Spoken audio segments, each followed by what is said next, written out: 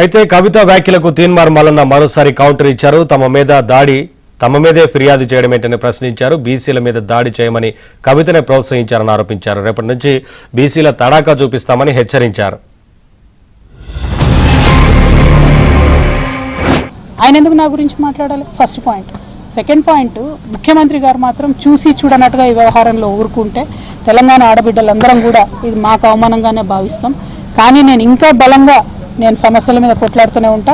వెనక్కి తగ్గే క్వశ్చనే లేదు. మీరు మాట్లాడిన దానికి డెఫినెట్గా ఆవేశం వచ్చి మా కార్యకర్తలు, మా నాయకులు ప్రజాస్వామ్యబద్ధంగా ప్రొటెస్ట్ చేయడానికి వచ్చారు. అయితే మీరు కాల్పులు జరుపుతారా? అట్లానే చైర్మన్ గారికి డిస్క్రిషనరీ పవర్స్ ఉంటాయి, అంటే చాలా అసాధారణమైనటువంటి పవర్స్ ఉంటాయి. ఆ అసాధారణమైనటువంటి పవర్స్ యూజ్ చేసి తీన్మార్ మల్లన్న గారిని వెంటనే ఎమ్మెల్సీ నుండి సస్పెండ్ చేయమని కూడా నేను డిమాండ్ చేస్తూ ఉన్నాను. ఇంతవరకు కనీసం ముఖ్యమంత్రి గారు మాట్లాడలే. మీ కుటుంబానికి ఒక న్యాయం, తెలంగాణ ఆడబిడ్డలందరికీ ఇంకో న్యాయం ఉంటుందా? మా ఆడబిడ్డలు అంటారా, మా కుటుంబాన్ని అంటారా అని? ఇవాళ నేను తెలంగాణ ఆడబిడ్డను కాదా? ముఖ్యమంత్రి గారిని నేను డిమాండ్ చేస్తూ ఉన్నా, ఎట్టి పరిస్థితుల్లో వెంటనే తీన్మార్ మల్లన్న గారిని అరెస్ట్ చేయాలి. వెనక్కి తగ్గకపోతే రైలు పట్టాల మీదకే నురికి అటే బొమ్మని ఎవడాగమంటున్నావని ఆమెను తగ్గుమన్నోడు ఎవడు, ఆమెను పెంచుకోమన్నోడు ఎవడు?